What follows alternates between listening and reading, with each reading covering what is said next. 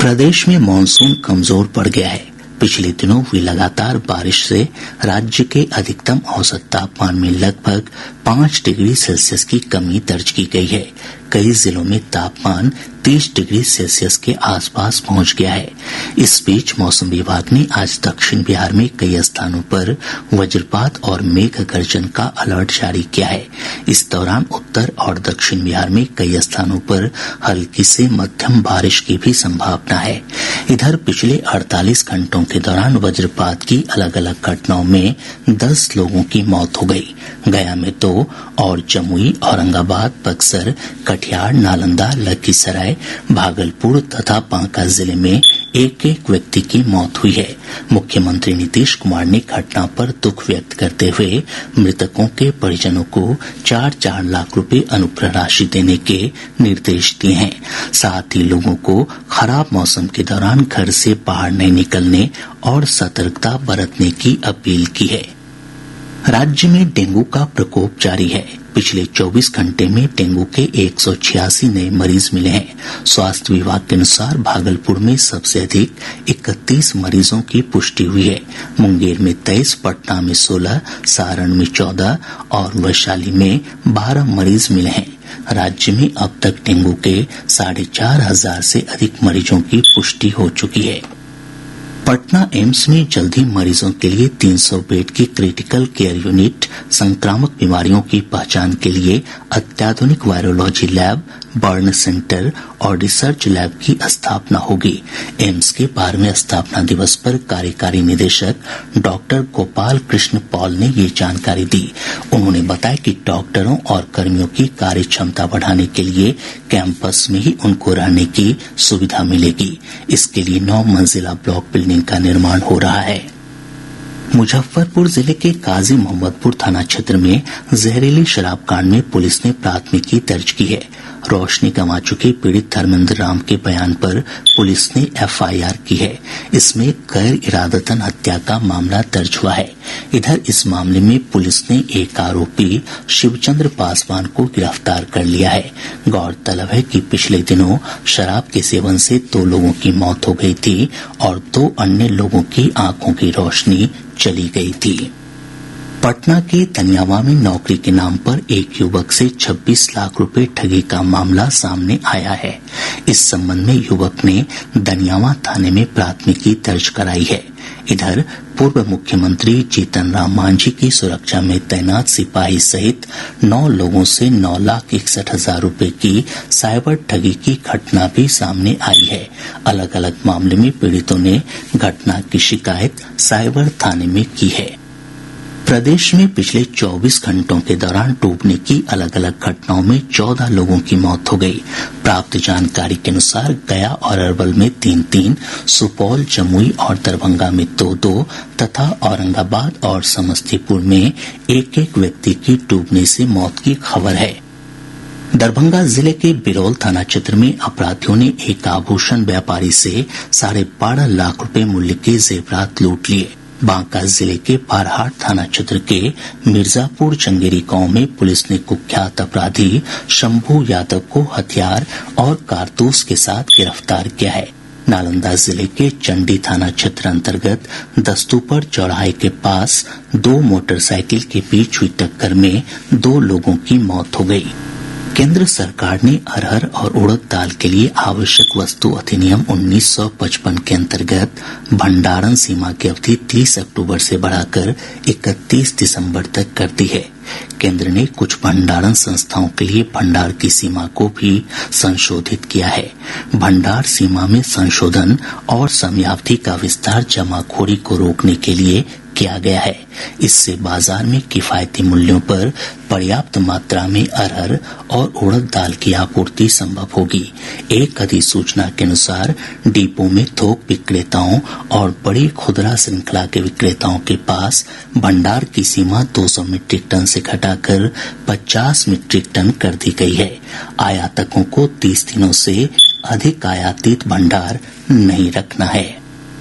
पेयजल और स्वच्छता विभाग ने गोवर्धन योजना के तहत देश भर में कंप्रेस्ड बायोगैस और बायोगैस संयंत्रों के पंजीकरण को सुव्यवस्थित करने के लिए एक एकीकृत पंजीकरण पोर्टल की शुरुआत की है।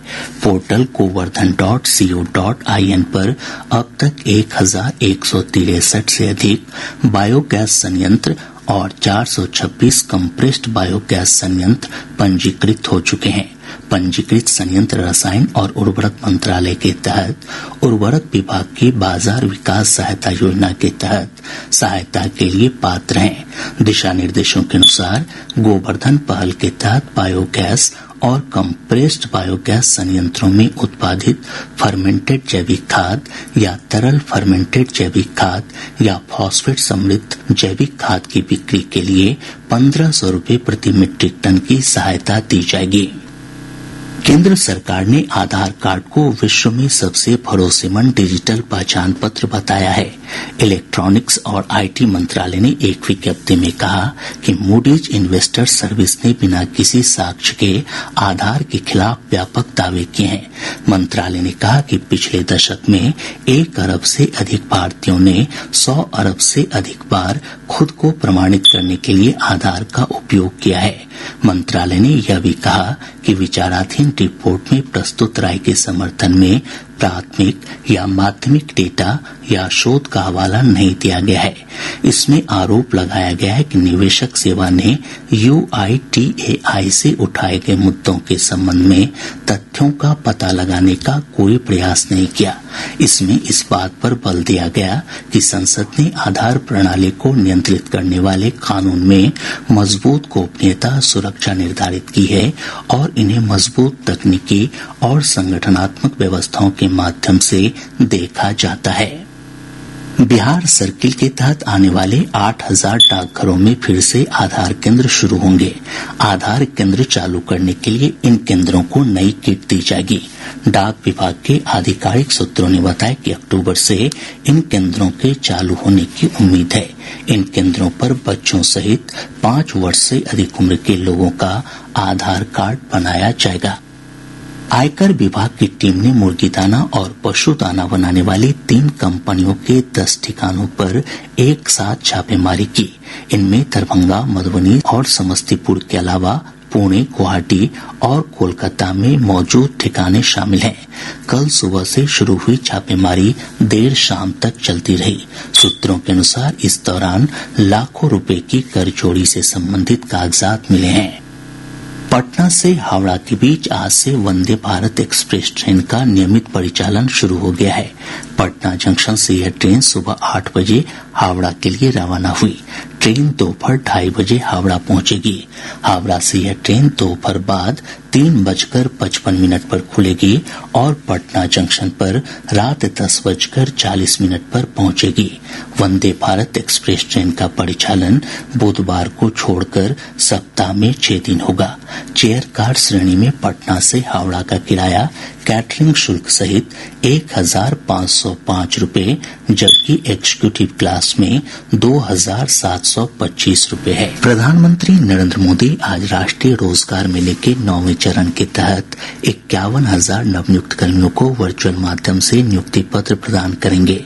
रोजगार मेले का आयोजन पटना सहित देश भर में 46 स्थानों पर किया जा रहा है। इस अवसर पर श्री मोदी नवनियुक्त कर्मियों को संबोधित भी करेंगे।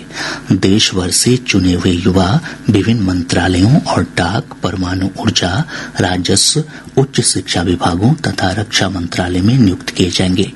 रोजगार के अवसर पैदा करने को उच्च प्राथमिकता देने की प्रधानमंत्री की प्रतिबद्धता पूरी करने की दिशा में यह मेला एक महत्वपूर्ण कदम है। पटना के ऊर्जा स्टेडियम में आयोजित समारोह की अध्यक्षता केंद्रीय मंत्री पशुपति कुमार पारस करेंगे। प्रधानमंत्री नरेंद्र मोदी आज नई दिल्ली के भारत मंडपम में G20 यूनिवर्सिटी कनेक्ट फिनाले कार्यक्रम को संबोधित करेंगे। कार्यक्रम में लगभग 3000 छात्र, संकाय सदस्य और विश्वविद्यालयों के कुलपति भाग लेंगे। पटना के इंदिरा गांधी आयुर्विज्ञान संस्थान IGIMS में अब मरीजों को इलाज की सुविधा निःशुल्क मिलेगी। मुख्यमंत्री नीतीश कुमार की अध्यक्षता में राज्य कैबिनेट की हुई विशेष बैठक में इस आशय के प्रस्ताव को स्वीकृति दी गई। बैठक के बाद कैबिनेट विभाग के अपर मुख्य सचिव डॉक्टर S सिद्धार्थ ने बताया कि फैसले के आलोक में अब अस्पताल में मरीजों की सभी प्रकार की जांच निःशुल्क होगी। उन्हें दवाइयां भी मुफ्त उपलब्ध कराई जाएगी। साथ ही किसी प्रकार के ऑपरेशन के लिए शुल्क नहीं देना होगा। अब पटना से प्रकाशित प्रमुख समाचार पत्रों की सुर्खियां। आज के सभी समाचार पत्रों ने अलग अलग खबरों को प्रमुखता से प्रकाशित किया है। हिन्दुस्तान लिखता है, एशियाई खेलों में भारत के लिए स्वर्णिम सोमवार, भारतीय दल ने 2 स्वर्ण पदक जीते। दैनिक जागरण ने राज्य मंत्रिमंडल के फैसले की खबर को प्रमुखता देते हुए लिखा है, IGIMS में रोगियों की जांच, दवा और ऑपरेशन अब मुफ्त। दैनिक भास्कर लिखता है, 15 अक्टूबर तक 6 से 12वीं कक्षा तक के 70,000 शिक्षकों की वैकेंसी। प्रभात खबर ने मुख्यमंत्री नीतीश कुमार के हवाले से लिखा है, NDA में जाने की बात अफवाह, कोई दम नहीं। राष्ट्रीय सहारा लिखता है, PFI से जुड़े लोगों के ठिकानों पर ED के छापे। आज अखबार के शब्द हैं, घर खरीदने वालों को सस्ते में मिलेगा होम लोन।